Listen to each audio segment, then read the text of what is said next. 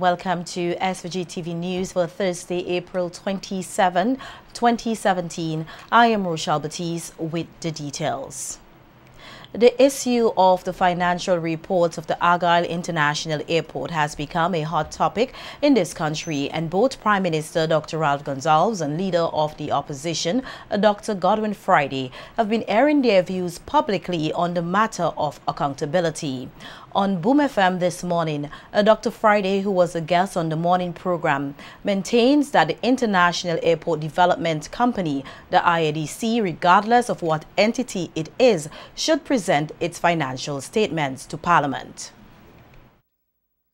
That if you have public funds of that magnitude, any public funds that are used, that they must be accounted for properly. And the notion that you have financial statements or any kinds of documents that you're filing in accordance with the Commercial and Intellectual Property Office requirements under the Companies Act, that does not satisfy the requirement. And, you know, there are no audited financial statements there. That we have checked. There are no audited financial statements because they're not required to be submitted to CIPO, that office. So the audited financial statements that are required for these entities must be done. And they must be done to the satisfaction of the Director of Audit. That is the law. That is what the Constitution says. Sometime during the program, Prime Minister Dr. Ralph Gonsalves called in from Miami and slammed the opposition leader for his position on the matter, explaining that the accounts for the airport can be found at the Commercial and Intellectual Properties Office, CIPO. Spoke at your press conference. You said that the IADC is a statutory corporation, and that it must submit its audited accounts to the Parliament. And that you further said that no such audited accounts were done and submitted to Parliament since the IADC was formed in 2004. And my point always is that you are wrong, and you must admit that you are wrong. The IADC is a state-owned company incorporated under the Companies Act, and that the place for submission of the accounts is the company's registry at the Commerce and Intellectual Property Office.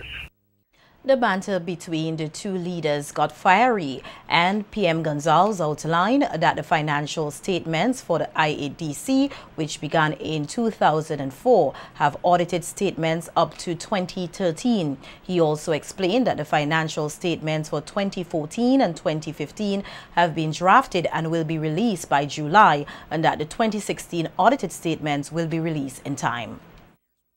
I'm confronting you with your falsehood.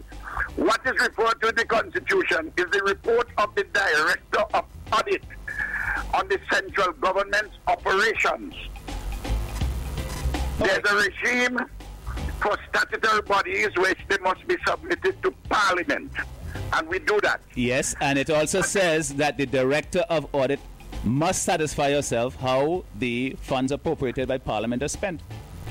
Yes, that is also, yes. How would you do that without an audit? No. But the audit, you don't understand. You want to tell me you're so ignorant about things that you don't understand. You could use as many insults as you want. You shouldn't use the point of the matter is, you know that you come to Parliament to borrow the money, and you have to come back to Parliament to report on how you spend it. That's all I'm saying. You call it whatever you want, dance on the head of a pin about whether it's a statutory body or a company or a private entity. But you created the private entity.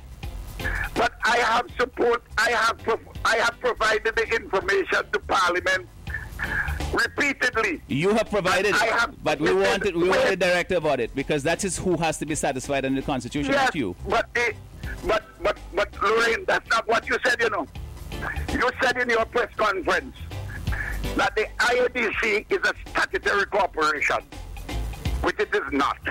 So you get fixated on the label. The point of the matter is the requirement. Why are you ducking the question? What question? You are ducking the question about why it is that you can come to Parliament to obtain hundreds of millions of dollars, and then you are saying you have created an entity that enables you to avoid reporting back to Parliament No, through the I'm Director not of saying Audit. that. What else are I you am not saying? saying that. That I must go to SIPO and look for it? When you come to Parliament, you just send me somewhere else to look for the information to vote for your funds in Parliament? I am saying to you, just like Vinlec accounts are not laid in Parliament, it's a state company.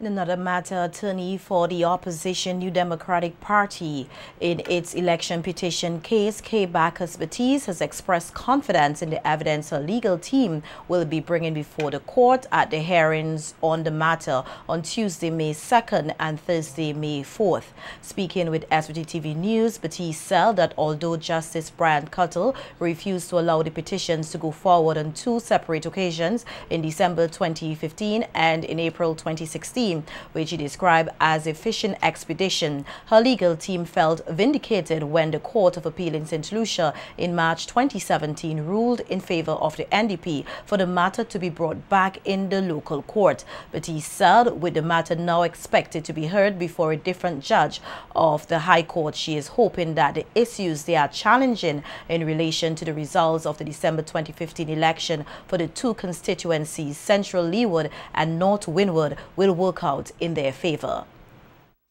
And we feel that we have ample evidence to support our claim, including an affidavit by the Supervisor of Election, Mrs. Sylvia Finley, who swore that the ballot papers were pre-printed with the official mark. Now, this is contrary to law, and clearly, if this is so, then the whole of elections could be declared invalid. So I'm saying that we think that we have a good case. I'm sure you know that some of the other evidence would be that ballot papers were counted that did not have, ballots were counted that did not have the official mark, over 300 in Central Leeward, and there's incidents of ballot boxes not being properly sealed in North Windward, as well as the secrecy of the ballots being threatened because the boxes were, some persons complained that the ballots were peeked at by the person from the lady who was the officer on duty at one of the Central North Windward's constituencies. And so we think that we do have a good case. Baptiste, however, expressed concern why the respondents have been fighting vigorously not to have the evidence be brought before the court, and noted that even in the most ordinary case, it is not standard for a case to be tried 3 times. This is the 3rd time. When we go to court on the 2nd and on the 4th of May, this would be the 3rd time that the respondents, the ULP government, would be bringing an application to strike out our petition. The 3rd consecutive time. This is not, even in a criminal case, there is a convention that you do not try a person 3 times. You don't do a case 3 times over the same case. But here we have it on such an important matter as the right to vote in St. Vincent. You have this government who say they're democratic for the 3rd time moving to strike out our petitions. I just wanted to remind the persons that that is actually what we're going to court for, because before the petitions can be heard, this application remains on the books. The attorney also expressed her concern that the ballot boxes used in the last election were not secured enough and can be easily tampered with. What the respondents want to do is to have our petition struck out so that it will never be heard on its merits. I don't think that the people of St. Vincent should take kindly to that. I think all right-thinking Vincentians should want to hear the petitions on the merits. We are also concerned that we should never have another election in St. Vincent and the Grenadines with those illegal ballot boxes that cannot be properly sealed, with tapes or labels, as I call them, for a seal that can be easily removed and put back. It is an atrocity, and that is what I need the public to focus in also on. This must not happen again in St. Vincent and the Grenadines. Those ballot boxes should go, and we need to have proper seals affixed to the boxes that if they are removed, we would know. they would be destroyed. And lawyer for the respondents, Queen's Counsel Anthony Astafan, believes that the petition case is dragging on too long. In an interview with SVG-TV News via the telephone from St. Lucia today, Astafan said he is comfortable with the case and that they are preparing to deal with the motion to strike out. Court who heard the motion, a different judge should now hear the motion to decide whether the petition should struck out. I see Mr. John still contesting the jurisdiction of the court to decide that. This thing has dragged on for too long. And we are preparing to deal with the motions to strike. I never make predictions, but I think that we are comfortable with our case. We are confident with our case. And we look forward to coming to St. Vincent and the Grenadines and doing it. It must be clear that the Court of Appeal did not send back the petitions for trial to be heard before the motions. They made it clear that the motions were to be heard before a decision is made on the petitions. Astafan, who has extensive experience in petition cases throughout the Caribbean, said he is dumbfounded that persons always bring cases of irregularities in constituencies they have not won. I have a problem when people make allegations of alleged irregularities or whatever have you, always in constituencies which they have lost, even by major margins, but make no complaint about the election in the constituencies in which they have won. Even though it's the same law, it's the same rules for objection, it's the same ballot paper, it's the same everything. And then you go through the objection process and you don't provide any serious indication of what it is you objected to. You will recall Justice Coppel's first decision on the disclosure matter. Lawyer K. Bacchus-Batiste got quite a shock when she looked back at her surveillance camera, which showed a cutlass-wielding intruder at her home on Monday, April 22nd, around 11:30 p.m. Speaking with SVG-TV News today on the matter, Bacchus-Batiste said that the matter is under investigation and that the police have one suspect in custody. I have reported it to the head of CID, Ms. Ruth Jacobs, and they're actively pursuing it.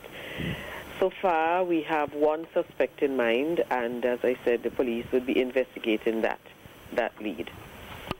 I am just saying that persons should think twice about playing that stunt again because they may not get away so lightly. I was at home, you see, but it's only afterwards I saw the images when I played back the cameras, you know, because I didn't see anything with my naked eye. When I was alerted to the fact that there was someone outside, the person either ran and hid or something. So it was only in playing back the cameras I was able to see all the images of where they went. The attorney said the matter is sinister and the intruder was bold since she and her son were at home at the time. My light was on. My son was awake. His light was on in his room. And the TV was making noise. So the intruder is very bold. And what weapon did they have in their hand again? It was a cutlass, a sharp cutlass. You could see it glinting from... Well, anybody come into your house like that armed with a weapon and circling your house, and it must be sinister. Vincentians are being encouraged to refrain from harvesting sea turtles as well as to practice proper waste management. This encouragement comes from Fisheries Officer Roshamsky Jack as he spoke on NBC Radio's face-to-face program today as he discussed issues relating to conservation of sea turtles as well as ecotourism. In encouraging persons to conserve rather than consume turtles, Jack stated that the marine resources plays a critical role in the ecosystem as many other marine life rely on them for survival. There are other species in the ecosystem that depend upon them. So if that is broken down, then the ecosystem change drastically. So an ecosystem is basically a community of organisms interacting with the physical environment. And sea turtles act as grazing animals. So they cut the seagrass beds and help to maintain our ocean's health. Also, the seagrass beds provide breeding grounds for our many species that we have today, fish species and so on. So if our turtles are destroyed, these fish species has no home, and then our fishers cannot fish for different type of species so that they can feed their family. So there is a breakdown there in our ecosystem. So we encourage persons not to kill or not to harvest turtles. Speaking on the response of the general public on the banning of sea turtles, Jack said the response has been generally good and noted that the Fisheries Department will be working with various communities in order to capture data vital to their conservation efforts. Involving turtle conservation, mainly because in that particular area, those are areas where we see a lot of turtles coming up. For example, in Connery and Sandy Bay, Big Sand Bay. Last year, we had about 40 to 45 turtles coming up on Sandy Bay itself for that particular period from early March to about end of July. And also in Connery, the data, we do not have the data for Connery, but we are trying now to get groups organized so that we can have like turtle watch exercises, so we can get persons to collect data, so the data can be used so that we can make informed decisions on turtle conservation. On the environment, Jack encouraged persons to practice proper waste management as a means of conserving the marine resources as well as aid in the development of ecotourism. The levels of garbage on our beaches would be a deterrent. They're even a deterrent for the turtles, because the turtles cannot come up. And as the caller said, with plastic bags and so on. And there are other things, because when the area is very dirty, the turtles, they would refrain from coming on that particular beach. And we want to encourage persons to dispose of your garbage properly. If you throw it by the side of the road or you throw it in the river, it ends up back in our marine space. And we don't want that and wash back up on the sea. And we did some turtle watching Connery, and the beach was ridiculous. Right? And we encourage persons to, if you have you see buckets, you see plastics, recycle your stuff. Maybe use a bucket to plant a tree in the back of your home or something. Dispose of your garbage properly so that we won't have that problem, because if we intend to do turtle conservation or be effective in turtle conservation and turtle watch exercises and by extension ecotourism, our environment needs to be clean. With Flow being part of Liberty Global, the world's largest TV and broadband company, the telecommunication company is expected to improve its service to this country as early as next month. That's according to newly installed president of Flow Caribbean Business of Flow, Gary Garfield Sinclair, who paid a short visit here on Wednesday. Sinclair, who was appointed in January, is a Jamaican and is the first Caribbean national to hold such a prestigious position within the company. The former head of the Jamaican business in the Cable and Wireless to Columbus transition said that relieving congestion and modernizing the Flow brand is one of his main objectives. Because of those additional customers, the network is becoming congested.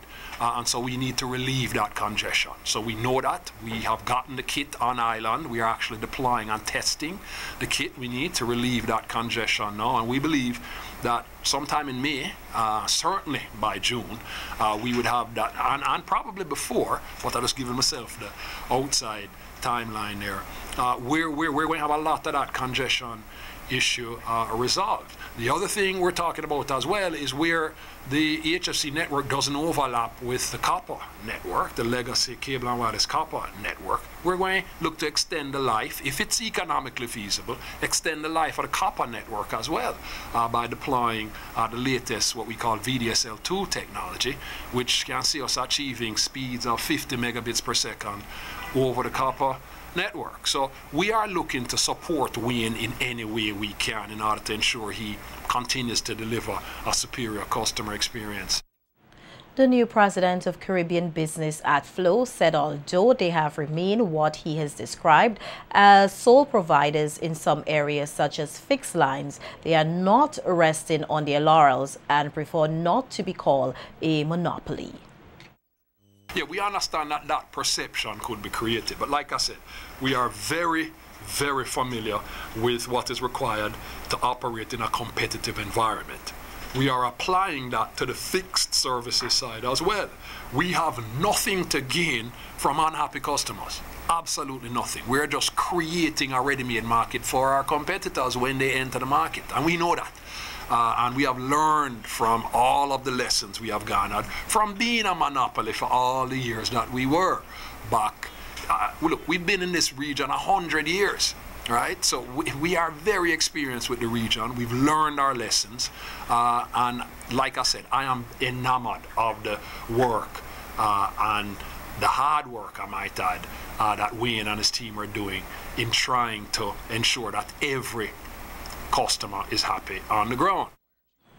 16 local information and communication technology ICT businesses, which are being fostered under the Caribbean Regional Communication Infrastructure Program, CARCIP-funded SVG National Center of Technological Innovation, the NCTI Business Incubation Program, won Wednesday given the opportunity to have their product and or services showcased at an ICT Business Incubation exhibition at the Methodist Church Hall, outlining that the NCTI Business Incubation Program is aimed at developing and fostering the growth of the individual businesses. Program Manager Renat Lewis pointed out that the event will go a long way in promoting these businesses, which are mostly new to the business world.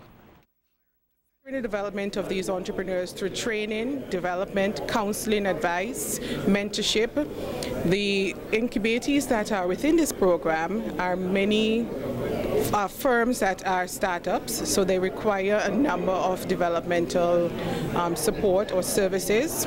So today's event is really to showcase what we have in St. Vincent and the Grenadines in terms of ICT entrepreneurship. Many times you hear entrepreneurship, and ICT often is not among the entrepreneurs that you would see being showcased. So today we are trying to show the skill, the level of innovation, technology that are being used within these businesses, within these firms. And the whole idea, as I said earlier, is towards the support and development of these incubators. Some of the business representatives also took the opportunity to thank the NCTI for their input and guidance in developing their firms, noting that the exhibition provided an excellent avenue for business promotion and networking. The CARCIP program for allowing companies, small startup companies like ourselves, to have benefit and being able to portray a suite of new services and solutions within the whole ICT environments. It's getting our name out there so people can recognize we and get things up and running for us. We're definitely unaware that we probably even exist. So yeah, it provides a platform for us to get out there and have people know who we are. And we now realize we actually have some competition, so that's actually a good thing, right? It's in St. Grenadines. And we want to thank those persons who organized the exhibition. It's actually a great thing, and we look forward to attending more. It helps us to network with other persons in the marketplace, and it's also help us to bring awareness to what we do. Types of businesses are out there. It's a good opportunity for us to showcase what we have, present it to the public. To let the public know that Vincentians, we indeed have talent, and we're able to give back something to our beautiful island of St. Vincent and the Grenadines. Good place for us to have networking.